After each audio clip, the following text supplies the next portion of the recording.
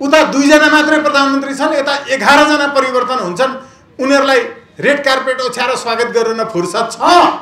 प्रतिबन्ध लाउनुपर्छ यस्ता देशका प्रधानमन्त्रीलाई, विदेशीहरूले ती देशमा जानलाई। यो व्यवस्था धुलिसात गर्ने, मटियामेट गर्ने, अन्त्य गर्ने। यो विदेश भ्रमण नेपालका नेता मन्त्री प्रधानमन्त्री भएपछि पूर्ण रूपमा प्रतिबन्ध लाउनुपर्छ। कुनै जरुरी छैन विदेश घुम्न। संसदभित्र विदेशी एजेन्टहरू राखियो सांसद बनाएर। संसारको कुनै देशमा यस्तो हुँदैन। नेपालको स्वाधीनता उहाँहरूले बेचिसक्नु भएको छ। मुटु चाहियो नि, हिम्मत चाहियो, दृष्टिकोण चाहियो। गुलामी बाहेक जीवनमा कुनै तपाईको सिकेको जानेको छैन। अनि ठुलठुला उग्र भाषण गर्ने, मान्छे काट्दै हिँड्ने बाहेक सृजनशील छैन। यो विदेश भ्रमण यो सब रोक्नुपर्छ। काम छैन। घर चलिरहेछ, विदेश भ्रमण जाने। कैलाश सिरोयाको सम्बन्धमा चाहिँ रवि लामिछानेज्यूले लिएको एक्सनको सवालमा अमेरिकाले विज्ञप्ति जारी गरेर यसो गर्न मिल्दैन भनेर भन्यो। मेरो देशको गृहमन्त्री हो, जे जस्तो काम गरेको होस्, अमेरिकाबाट विज्ञप्ति जारी गरेर हस्तक्षेप गर्न मिल्दैन। म रवि लामिछानेको पक्षमा छु। यही अहिलेको गठबन्धन आजभन्दा 31 वर्ष अगाडि पनि थियो कांग्रेस एमालेको, जसले गठबन्धनबाट महाकाली बेच्यो। धन्यवाद ऋषि धमलाज्यू, अध्यक्ष रिपोर्टर्स क्लब नेपाल।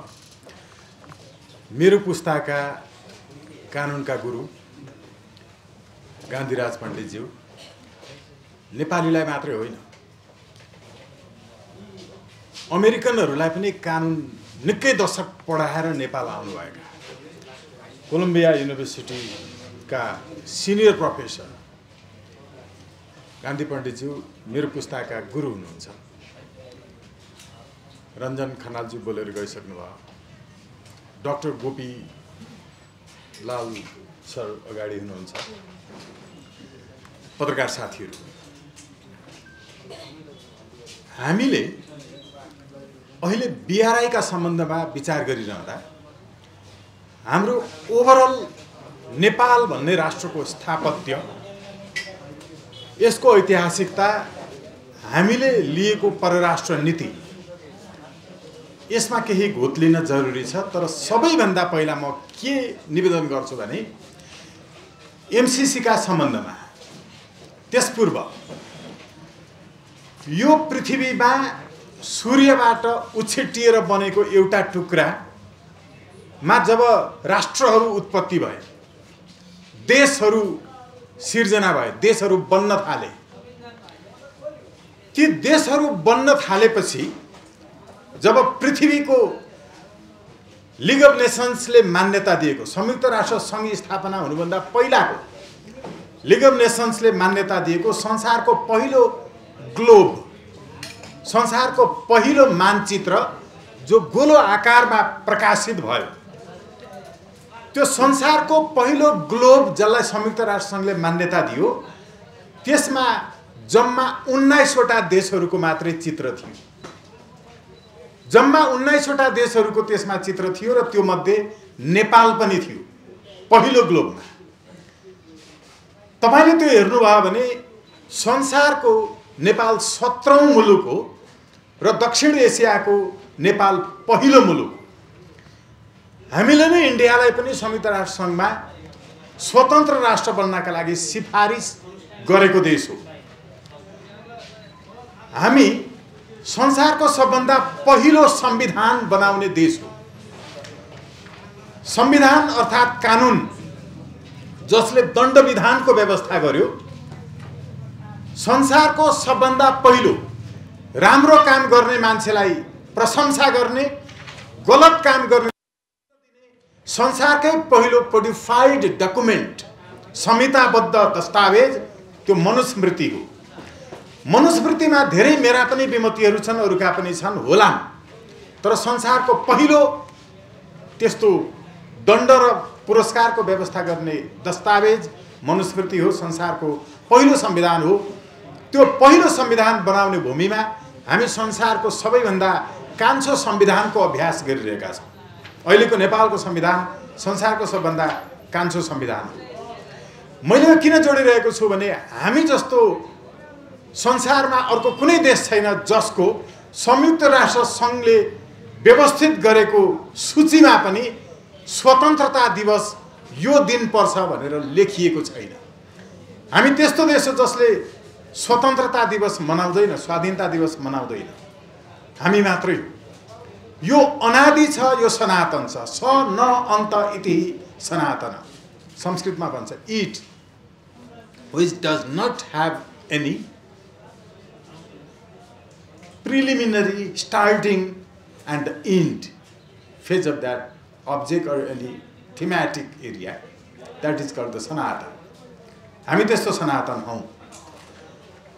हाम्रो आफ्नै नीति थियो, परराष्ट्र नीति, हाम्रो आफ्नै दृष्टिकोण थियो। हामीले भन्दै आएको दुई ढुङ्गा देशको, दुई ढुङ्गा बीचको तरुल नेपाल जो भन्थ्यौं, अब दुई ढुङ्गा बीचको तरुल रहेन, यो दुई तरुल बीचको ढुङ्गा भएको छ। पृथ्वीनारायण शाहको समयको नेपालको परराष्ट्र नीतिमा परिवर्तन गर्ने आँखाले हेर्न जरुरी छ। मेरो गुरुहरूको पुस्ताले पनि हेर्न जरुरी छ। तरुल भनेको त्यो जो झ्याङ्गिन्छ, बढ्छ, टुसाउँछ, फैलिन्छ, त्यो पो तरुल। ढुङ्गा त्यो जो बढ्दैन, टुसाउँदैन, झ्याङ्गिँदैन, विकसित हुँदैन। हामीले जसलाई ढुङ्गा भने उनीहरू त बढ्दै गए, उनीहरूको प्रगतिको मुना पल्हाउँदै गयो। कोही कोही त भौगोलिक रूपमा पनि बढिरहेका छन्। त्यसैले नेपाल दुई ढुङ्गा बीचको तरुल होइन, दुई तरुल बीचको ढुङ्गा हो। अब यसैले हामीले त्यो पुरातन परराष्ट्र नीति र आफूलाई हेर्ने, स्वयं आफूतर्फ फर्किएर गर्ने दृष्टिगोचर विपश्यना भनिन्छ। To come to know about your inner self, that is called the Vipassana. हामीले त्यो दृष्टिकोणबाट हेर्ने हो भने नेपाललाई अब फरक ढङ्गले हेर्नुपर्छ। अब दुई ढुङ्गा बीचको तरुल होइन, दुई तरुल बीचको ढुङ्गा नेपाल हो। मैले यहाँ जोड्न खोजेको प्रसङ्ग के हो भने, अब आउँछु हामीले एमसीसीलाई स्वीकार गर्ने नगर्ने, जुन ढङ्गले हामीले स्वीकार गर्यौं, बुझ्यौं, त्यो थियो कि म विनम्रतापूर्वक मेरा गुरु गान्धी पण्डितज्यू लगायत त्यति बेला एमसीसीलाई समर्थन गर्नेहरूलाई निवेदन गर्न चाहन्छु। हामीले भन्दै आएका थियौं कि एमसीसीले नेपालको कानुन मान्न बाध्य हुने छैन। हामीले यो के का आधारमा भनेका थियौं भने 6.8 डाक्टर साहबको मेरो अंग्रेजी जुन छ त्यो अदालतले पनि अनुवाद गरेर दिएपछि मान्नुपर्छ। नेताले भनेको होइन, हामीले गरेको अनुवाद चाहिँ आधिकारिक हुन्छ। 6.8 मा भनिएको हो के भने, all of the staffs and former staffs of MCC and United States of America will be immune from all of the jurisdiction of Nepalese court and tribunals. What it refers to? What does it mean? In line with legal thematic interpretation. Okay, ठीक छ। त्यसमा के भनेको छ भने arises out of this compact पनि छ।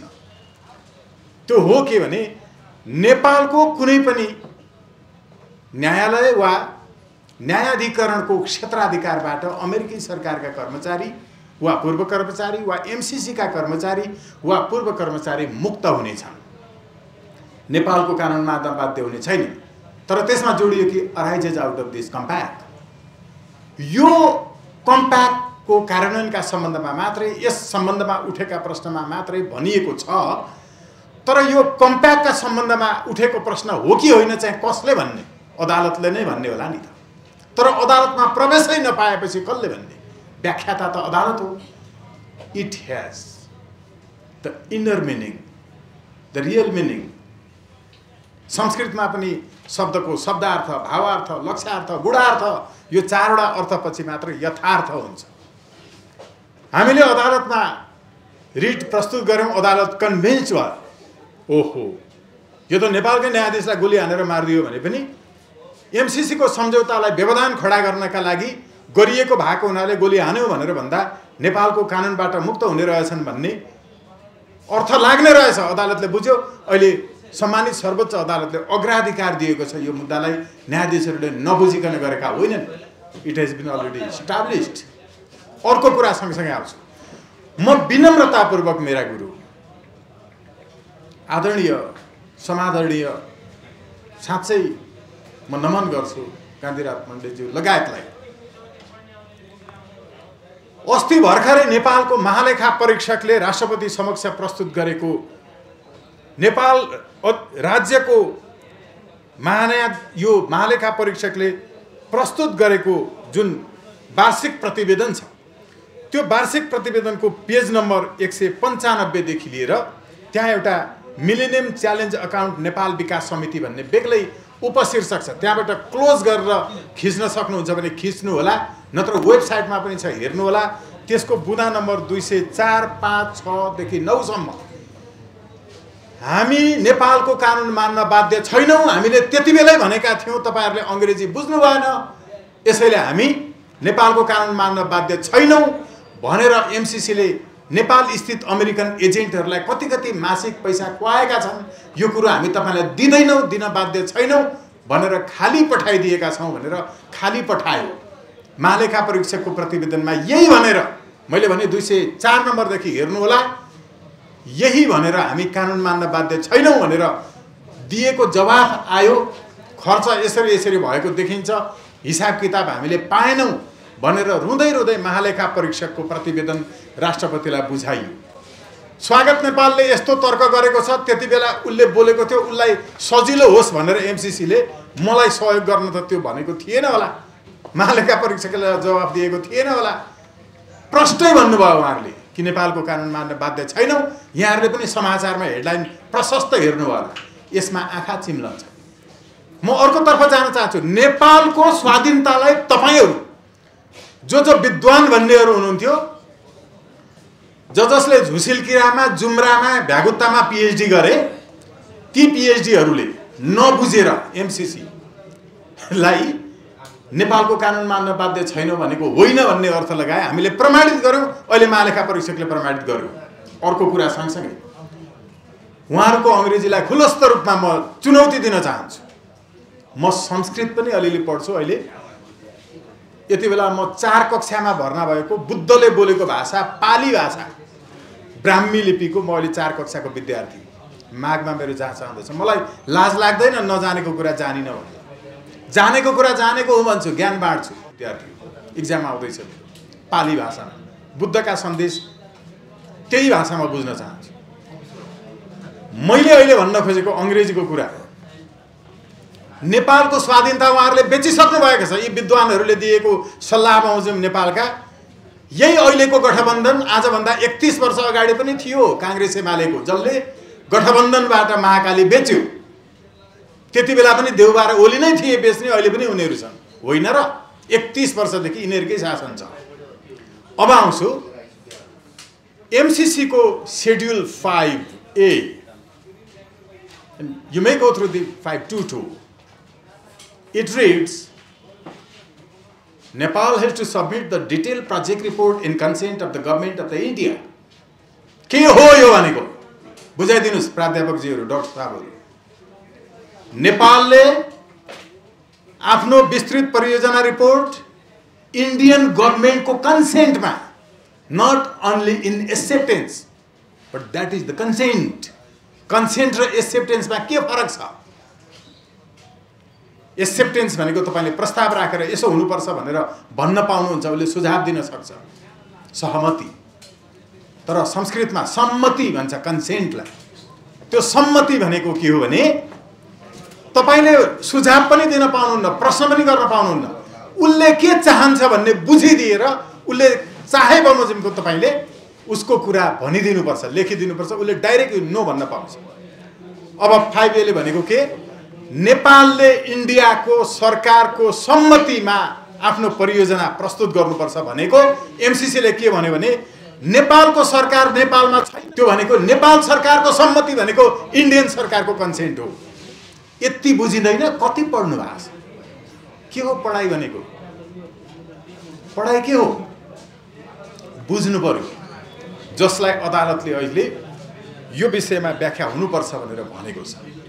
म विनम्रतापूर्वक अब निवेदन गर्छु, अमेरिका, चाइना इत्यादि, इन्डिया, हाम्रा नेपालका नेताहरू जाँदा सम्मान भएन, रेड कार्पेट ओछ्याएनन्, त्यहाँ जाँदा नर्तकीहरूले आएर नाच देखाए, सम्मानै छैन यो भनिन्छ। तर हो के भने इन्डियामा 10 वर्षमा दुईटा मात्रै प्रधानमन्त्री फेरिँदा नेपालमा 11वटा प्रधानमन्त्री भए। अनि फ्रीको भात खान गइरहने इन्डिया 11 जना फ्रीमा घुम्न जाने। उता 2 जना मात्रै प्रधानमन्त्री छन्, यता 11 जना परिवर्तन हुन्छन्। उनीहरूलाई रेड कार्पेट ओछ्याएर स्वागत गर्न फुर्सद छ। प्रतिबन्ध लाउनुपर्छ यस्ता देशका प्रधानमन्त्रीलाई, विदेशीहरूले ती देशमा जानलाई। देशको बेइज्जत गर्ने यिनले गर्दा तपाईँ र मेरो अलिअलि इज्जत थियो होला अमेरिकामा, बेलायतमा, इन्डियामा, तर मेरो पनि व्यक्तिगत पनि बेइज्जत गरिदिए यिनीहरूले। किनभने मेरो देशको पासपोर्ट बोकेर जाँदा मलाई किन थर्ड क्लास व्यवहार गर्छन्? किनकि उनीहरूलाई थाहा छ यो त्यस्तो देशको मान्छे हो, त्यस्तो देशको मान्छे हो जुन देशको नागरिकता दिने मन्त्रीकै नागरिकता नक्कली हुन्छ। उनीहरूलाई थाहा छ। उनीहरूलाई के थाहा छ भने यो त्यस्तो देशको पासपोर्ट बोकेर आएको छ जुन देशको मन्त्रीकै पासपोर्ट 2टा देशको। अनि हामीलाई इज्जत गर्छन् त? यस्ता देशका मन्त्री प्रधानमन्त्रीलाई इज्जत गर्छन् त? उता 10 वर्षमा 2 जना, यता 11 जना। सम्मान गर्नै हुँदैन नि, हाम्रो पनि बेइज्जत भइसक्यो। अब यो जोडिन्छ कहाँ? तपाईले जबसम्म संसदीय व्यवस्था राखिरहनुहुन्छ यस्तो भइरहन्छ। यो व्यवस्था धुलिसात गर्ने, मटियामेट गर्ने, अन्त्य गर्ने बाहेक अर्को उपाय हामी कहाँ छैन। अब म आउँछु सँगसँगै हेर्नुस्। यसैले हामीलाई अहिले विदेशीहरूले हेपेको लगायत जे भनिरहेका छौँ, नेपालीहरूको सम्मान नहुनुको कारण यो हो। अब भन्दै हुनुहुन्थ्यो अघि कि यो पैसा कति चाहिएको विदेशीसँग? हामीसँग पैसा कति छ हेर्नुस् है। सम्मानित सर्वोच्च अदालतमा यी नेता नामका कपुतहरूले यो बीचमा खर्च गरेको स्वास्थ्य उपचार राज्य कोषबाट लुटेर स्वास्थ्य सेवा ऐन 2059 विपरीत 10 अर्ब 41 करोड रुपैयाँ यिनीहरूले निजी स्वास्थ्यका लागि खर्च गरेका छन्। 10 अर्ब 41 करोड डेटा छ, सर्वोच्च अदालतमा बुझाएको छु। मैले र राधिका चम्लागायत 2 जना अधिवक्ताले दायर गरेका छन्। र यिनीहरूले 10 अर्ब 41 करोड रुपैयाँ विदेशमा गएर उपचार गरेको खर्च 1 करोड 41 लाख त केपी ओलीज्यूकै छ।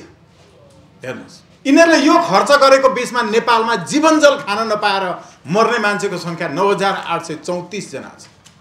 पैसा छैन देशमा? छ। देशको लुटेर खाइरहने, विदेशबाट ल्याइरहने। अर्थ केही छैन। यहाँ अर्थविद हुनुहुन्छ हाम्रो गोपीलाल सर। आर्थिक यो औसत आय भनेको के हो के? विनोद चौधरीको वर्षभरिमा जति पैसा कमाइ हुन्छ नि, अनि यो सडक पेटीमा बसेर बुट पोलिस गर्ने मान्छेले वर्षभरिमा जति कमाउँछ नि, यो सबैलाई एकै ठाउँमा मान्ने हो भनेर कल्पनामा मात्रै सबैलाई बराबरी बाँड्ने हो भने जति हुन्छ त्यही हो औसत। यस्तो पनि हिसाब हुन्छ?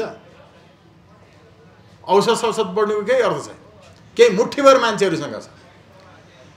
हामी होइन, यिनीहरू विदेश घुम्ने किन के सिक्न घुम्ने? यत्रो पटक प्रधानमन्त्री मन्त्री भइसके, देश घुमे विदेश घुमे छन्, के सिकेर आउँछन्? ती विदेशी राष्ट्रपति प्रधानमन्त्री हेर्दा त सबै मूर्ख जस्तो लाग्छ होला नेपालका मन्त्री प्रधानमन्त्रीलाई। हामी जति पनि लुटेर खान नजान्ने भनेर। हेर्नुहोस् है, तिनका बाटो हेर्छन् होला, स्वास्थ्य सेवा हेर्छन् होला, शिक्षा हेर्छन् होला, संस्कार हेर्छन् होला नेताको। अनि यहाँ आएर के गरिरहेछन्? यिनले घुम्न जाने कि? यो विदेश भ्रमण नेपालका नेता मन्त्री प्रधानमन्त्री भएपछि पूर्ण रूपमा प्रतिबन्ध लाउनुपर्छ। कुनै जरुरी छैन विदेश घुम्न। यो देश यहीँ बन्छ, विदेश नगई बन्छ। हामीभन्दा 7 गुणा सानो छ त इजरायल। 7 गुणा सानो। नेपाल जत्रो 7वटा जोडो भने मात्रै इजरायल हुन्छ। त्यसले संसारको 60% देशलाई आफ्नो उत्पादन पठाइरहेछ। कसरी? एउटै सूत्र थियो उसँग,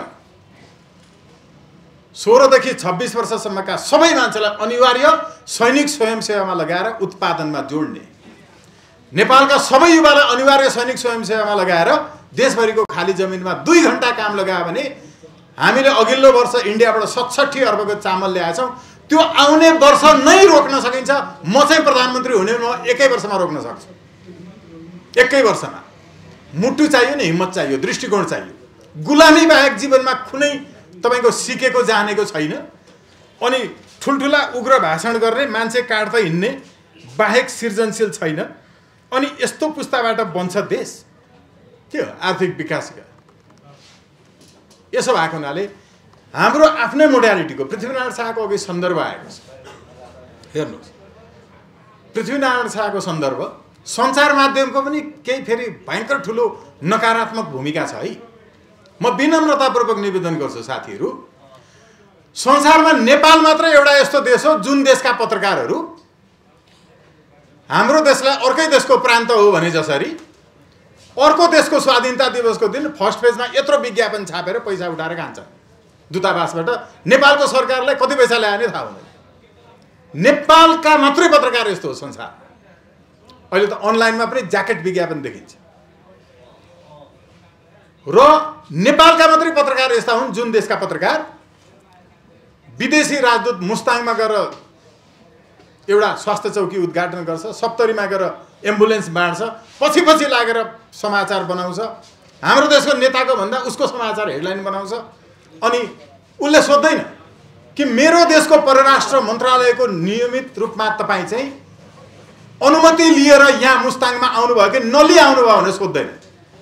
पञ्चायतकालमा यसरी परराष्ट्र मन्त्रालयको अनुमति नलिकन जिल्ला भ्रमणमा गएको राजदूतको समाचार लेख्ने 9 जना पत्रकारलाई देश निकाला गरिएको छ।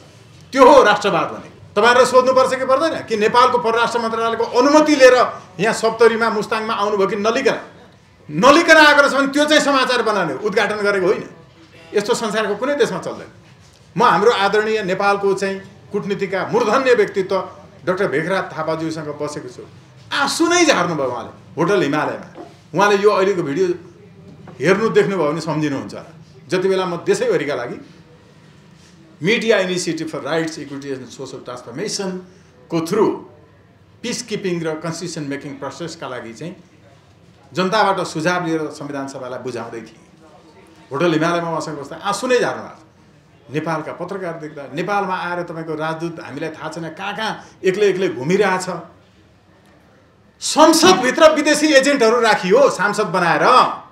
संसारको कुनै देशमा यस्तो हुँदैन। थाहा छ राजेन्द्र खेतानज्यू, थाहा छ ज्योति ग्रुपका मान्छेहरू अर्को देशको नेपालका लागि अनररी राजदूत थिए तर उनीहरू सांसद थिए भनेको त्यो देशको नेपालको अफिसियल जासुस हो नि उहाँ, होइन र? अनि नेपालमा सांसद भएर बसे। एकजनाले बोले, हामीले विज्ञप्ति जारी गर्यौँ, बोल्यौँ, नेपालका पत्रिकाका खुट्टा लगलग कामे, कसैले चाप्न सकेन। हेर्नुहोस्, यसो भएको हुनाले सञ्चार माध्यमको पनि भूमिका कहाँ छ, के छ, हामीले खोज्नुपर्ने कुरा के छ। बडा दुःख लाग्छ बेला देशभक्त राष्ट्रवादी एउटा जनताको तहबाट उठेको तानाशाह, तर लोकतान्त्रिक तानाशाह यो मुलुकमा नहुन्जेलसम्म यो देशको परराष्ट्र नीति, विदेशमा गएर भिख माग्ने, यो सबै चलिरहन्छ। भिख माग्न जरुरी छैन। नेपाल जस्तो देशको प्रधानमन्त्रीले विदेश घुम्ने हो, नेताले घुम्ने हो? घुम्ने होइन, काम गर्ने हो। काम खेतमा गएर काम गर्ने हो। अब हेर्नु न, मन्त्री बन्नलाई नेपाल जस्तो देशमा कृषि मन्त्री बन्न पो प्रतिस्पर्धा हुनुपर्ने होइन र? शिक्षाको मन्त्री हुन पो प्रतिस्पर्धा हुनुपर्ने, तर लठ्यतको मन्त्री हुने प्रतिस्पर्धा हुन्छ। लठ्यतको मन्त्री हुन पाउँदैन भने बन्दैन भन्छ। किसानलाई हुनुपर्ने मन्त्रीमण्डल परिवर्तन हुँदा ओहो यो पटक मलाई नयाँ मल बिउ इत्यादि दिने, मेरो अनाज राम्रो, फसल राम्रो हुने नीति ल्याउने कुन चाहिँ विज्ञ मन्त्री हुन्छ होला भनेर पर्खेर बसुन् न मन्त्री। वरीयता क्रम हेर्नुहोस्, 1 नम्बरमा वरीयता क्रममा त त्यो यस्तो गृहश्री इत्यादि होइन नि, कृषि मन्त्री पो वरीयता क्रममा 1 नम्बरमा हुनुपर्ने त। हामीले देशको उन्नतिका लागि नि केही समय व्यक्तिको वैयक्तिक स्वतन्त्रतालाई अपहरण गरेर पनि, त्यसलाई नियन्त्रित गरेर पनि राष्ट्रोत्थानका लागि, आर्थिक उन्नतिका लागि चरम निर्मम रूपमा अगाडि बढ्नै पर्छ। त्यो विदेश भ्रमण सम्बन्धी यो सब रोक्नुपर्छ। काम छैन, घर चलिरहेछ, विदेश भ्रमण जाने। अब यी सबै सन्दर्भहरू हेर्दाखेरि मेरो लागि यो बिआरआई, एमसिसी, यी सारा कुराहरू होइन, ऋण कि अनुदान कि, ऋण अनुदान केही चाहिँदैन, सकिन्छ। यत्रो छ के देश नेपाल। 3 करोडै मान्ने हुन्, 3 करोड त होइन, लगभग आधा जति विदेश। अनि काठमाडौँ, वीरगञ्ज, बुटवल, विराटनगर यी केही सहरमा मात्रै यति जनसङ्ख्या छरिएर बसेको छ नेपालमा। मजाले तपाईँको चाहिँ अनिवार्य सैनिक स्वयंसेवा राखेर युवाहरूलाई त्यहाँनिर निःशुल्क सेल्टर दिन सकिन्छ, त्यहाँ निःशुल्क म मास कम्युनिकेसन पढाउँछु, हाम्रो डक्टर साहबले, हाम्रो गान्धी सरले चाहिँ ल पढाउनुहुन्छ, डक्टर साहबले इकोनोमिक्स पढाउनुहुन्छ क्याम्पमा बसेकाहरूलाई। उसले 2 घण्टा त्यहाँ काम गर्यो भने अघि मैले भनिहालेँ उत्पादन के हुन्छ, त्यसै गरेर बनाएको इजरायलले। हेर्नु त नागरिकता अध्यादेश नेपालमा जन्मिने बित्तिकै प्रमाणित भयो भने नागरिकता दिने सिधा छ, सिमाना खुला छ। अनि सस्तो सरल सुत्केरी गराउन यो नम्बरमा सम्पर्क गर्नु भनेर सीमावर्ती क्षेत्रका बिजुलीका पोलमा इन्डियाको फोन नम्बर राखेर विज्ञापन टाँसेको छ। नेपालमा अहिले फेरि नेपाल त हबै भइसकेको छ स्वास्थ्यको लागि, कतिपय पूर्वाञ्चल त यता आएर हस्पिटलमा जन्मेको प्रमाण दिइहाल्छ अनि जन्मेको प्रमाण भएपछि नागरिकता पाइहाल्छ। त्यही ल्याएको छ कानुन। यही भएको नि फिजीमा 15 वर्षपछि देश रहँदैन। महेन्द्रले गरेको एउटा कुरा ठिक थियो, neither India nor China but Russia. उहाँले बुझ्नु भएको थियो रस्साको बिजनेस इन्डियासँग पनि राम्रो, चाइनासँग पनि राम्रै, इन्डिया पनि होइन चाइना पनि होइन, रस्सासँगको मात्रै तपाईँको चाहिँ दौत्य सम्बन्धबाट कति काम भएको थियो। अहिले पनि तपाईँ हेर्नुहोस् त रस्साले बनाइदिएको संरचना। हामीले साँच्चै बडा गम्भीरतापूर्वक परराष्ट्रका बारेमा, परराष्ट्र अघि एउटा चाहिँ भन्नुभएको छ है हाम्रो आदरणीय डाक्टर गान्धीराज पण्डितज्यूले कि नेपाल बाहिर गइसकेपछि चाहिँ त्यो जुनसुकै दलको मान्छे जाओस् त्यो मेरो नेता हो, मेरो देशलाई प्रतिनिधित्व गर्दैछ, उसले राम्रै गरेर आओस् भन्ने नै सोच्नुपर्छ, विरोध गर्ने होइन। ऊ अस्ति राष्ट्रपतिका साथीहरू चाइना जानुभयो, साराले के भन्दै हुन्थ्यो फर्केर आउनु। मैले के भने कि उहाँ मेरो देशको प्रतिनिधित्व गरेर जानुभएको छ, यहाँभित्र जे छ त्यो छँदैछ, कुरा गरौँ। कैलाश सूर्यको सम्बन्धमा चाहिँ रवि लामिछानेज्यूले लिएको एक्सनको सवालमा अमेरिकाले विज्ञप्ति जारी गरेर यसो गर्न मिल्दैन भनेर भन्यो।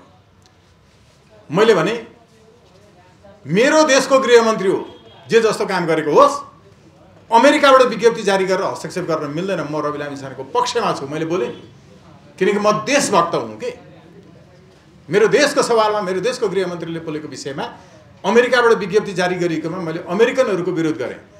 तर राष्ट्रपाकै मान्छेहरू भोलि भिजा नदेला कि भनेर डरले लुकलुक भएर एक शब्द पनि बोलेन। हेर्नुहोस्, देशलाई माया गर्ने मान्छेको अगाडि कुनै पार्टी सार्टी के पनि हुँदैन। म राम्रोलाई राम्रो भन्ने हो, नराम्रो नराम्रो भन्ने। यसैले गर्दा कम्तीमा बाहिर गइसकेपछि ऊ हाम्रै प्रतिनिधित्व गरिरहेको हुन्छ र म विनम्रतापूर्वक निवेदन गर्छु कि यो सम्बन्धमा जनसङ्ख्या व्यवस्थापन र भूमि व्यवस्थापनको कुरा, अहिले तपाईँ अस्ट्रेलिया हेर्नुहोस् न, नेपालभन्दा 52.23 गुणाले ठुलो छ अस्ट्रेलिया। 52.23 गुणा। जनसङ्ख्या हाम्रोभन्दा थोरै छ, 2.5 करोड। उसले के ला मेरो देशमा आऊ, पढ, बस, ज्ञान हासिल गरेर जाऊ, बस्न चाहिँ अब नदिने नीति ल्याउँछु भने यही हो। अहिले तपाईँ worldometer.com एकचोटि हेर्नुहोस् न साथीहरू मोबाइलमा, यो संसारमा हरेक दिन 2 लाख हाराहारीको सङ्ख्यामा आफ्नो औसत आयु बाँच्ने गरी मान्छे थपिँदैछन्। 5 दिनभित्र बाल मृत्यु दरलाई घटाएर है, हरेक दिन 2000 होइन, 20,000 होइन, 2 लाख भनेको 200,000 मान्छे यो पृथ्वीमा थपिँदैछन्।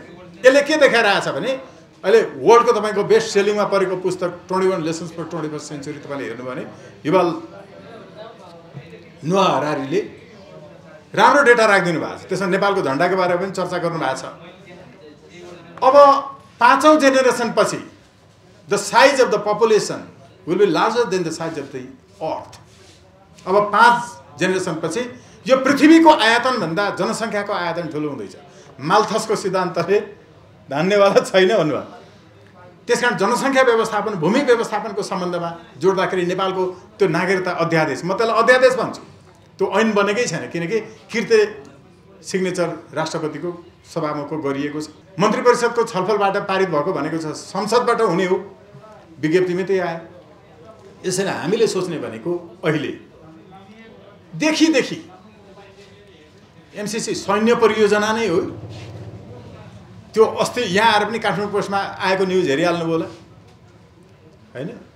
तपाईँको पश्चिमेली अरू मुलुकहरूमा गएर पनि उहाँहरूले बताउनु भएको छ, यसमा कुनै शङ्कै छैन। तर जे जसैको होस्, आएर गोली नै हानेन नि त, मारेन भन्ने होइन। अघि मैले भनेको 5A ले त के भन्यो, इन्डियन गभर्मेन्टको कन्सेन्टमा।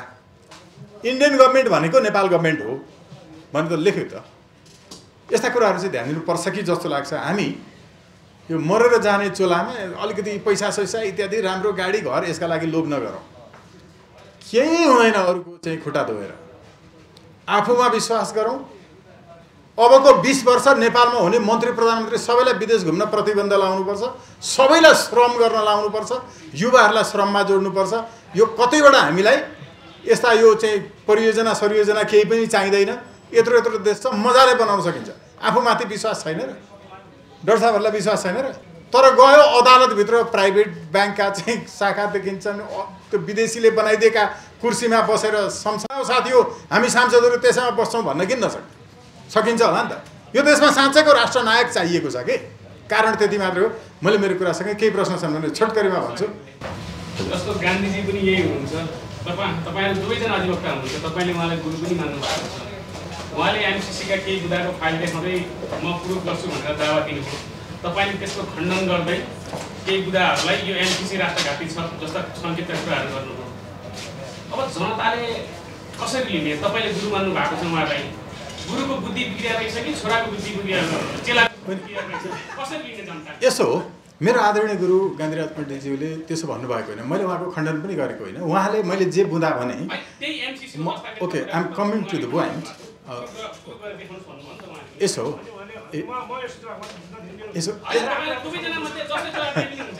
यसो मात्रै त्यो के मात्रै हो भने अहिले मेरो आदरणीय गुरुले यो बुँदाको बारेमा बोल्नु भएकै होइन नि, कि 6.A मा बोल्नु भएको होइन। अदालतले अग्राधिकार दिएको छ, त्यसमा उसले एउटा केही बुझ्यो, हामीले भन्यौँ कि यो हो भनेर। यो चाहिँ एमसीसीको कम्प्याक्टको विषयमा मात्रै सम्बन्धित हो है भन्ने जवाफ आएको छ। अब अर्को कुरा मेरो गुरुले के भन्नुहुन्छ म अहिले भनिदिन्छु। Why in consent of the government of the India? Because the price involvement of hydro product under this project MCC will be decided by the government of the India. अर्थात् उसको कन्सेन्टमा हुनुपर्छ। हामीले यहाँबाट उत्पादन गरेको बिजुली त्यसका लागि कहाँ कहाँ उनीहरूले ट्रान्समिसनहरू बनाउने, त्यसको मूल्य कति निर्धारण गर्ने, योभन्दा अगाडि पनि एमसीसीको निर्देशकज्यूसँग एमसीएको सँग म एउटा टेलिभिजन जनता टेलिभिजनमा बसेकै थिएँ। उहाँले यो चाहिँ मिस्टेकै भएको रहेछ भन्नुभएको छ। म अहिले पनि यहाँलाई त्यो लिङ्क ओके म आउँदैछु। यसो छ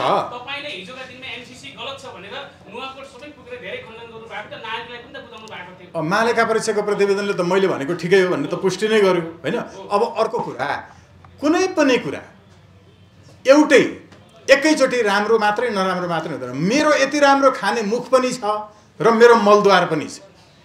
म राम्रो कि नराम्रो, मुख मात्रै हेर्ने भने राम्रो, तल हेर्ने भने नराम्रोलाई त नराम्रो पनि पास त हुनु पर्यो। फेरि घरमा पूजा कोठा पनि हुन्छ, घरमा टोयलेट पनि हुन्छ। यस्तो टोयलेट बनाउने यति राम्रो घरमा भन्न मिल्छ र? मिल्दैन। त्यसमा केही राम्रा कुरा छन्, केही नराम्रा कुरा छन्। डाक्टर साहबले सायद मेरो गुरुले यी सन्दर्भहरूमा आउनु होला। तर हो के भने अघिको विषय जुन थियो त्यो हाइड्रो प्रडक्टको प्राइस इत्यादि लगायतका विषयमा उसको कन्सेन्ट चाहिने भनेको जुन छ नि, त्यो इक्वल फुटिङमा छैन। It would be better to mention in line with in this types of language that it will be decided in mutual understanding in accordance with the common understanding केही भन्न सकिन्थ्यो त्यो कम्प्याक्टमा। तर खालि के भनियो भने इन्डियन गभर्मेन्टको कन्सेन्टमा भन्ने कुरा चाहिँ एकतर्फी भाषा हो। त्यो त दुई देशको द्विपक्षीय सहमतिमा समझदारीमा भन्न सकिन्थ्यो नि त। त्यहाँ हामीलाई हेपी हो भन्ने हो। हेर्नुहोस् है, यो कारण त इक्वल फुटिङमा छैन भन्ने हो। अब यसको जवाफ पहिले अर्थमन्त्रीहरू लगायतले दिइसक्नु भएको छ। तपाईले लागु हुनु हुँदैन भन्ने पक्षमा हिजोदेखि बोल्दै आउनु भएको थियो। लागु हुनुपर्छ भन्ने लाइनमा जानुभयो के? हजुर, लागु भइसक्यो त्यो पक्षमा उहाँले बोल्नुभयो हैन। यो त धारै फरक हो नि त। एमसीसी लागु हुनु भनेको it has to be translated in practice in public sphere.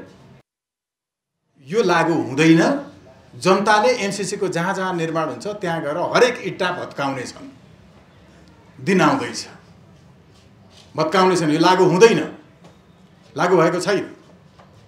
महालेखा परीक्षाको प्रतिवेदनले देखाइसके कि उनीहरू नेपालको कानुन मान्न बाध्य छैनन् र यसको पूर्वाधार भत्किनेछ। एउटा यसो भन्दा अब अहिले मात्रै होइन, मैले त चुनावको एजेन्डा पनि बनाएको थिएँ यसमा।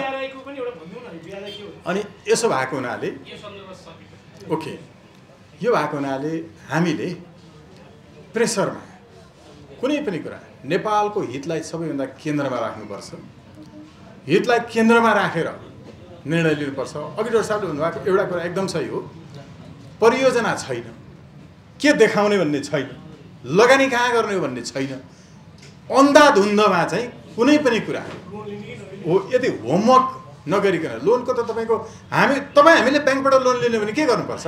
प्रोजेक्सन दिनुपर्छ, यति समयमा म ब्रेक इभेनमा पुग्छु, यतिमा म तिर्छु लगायत।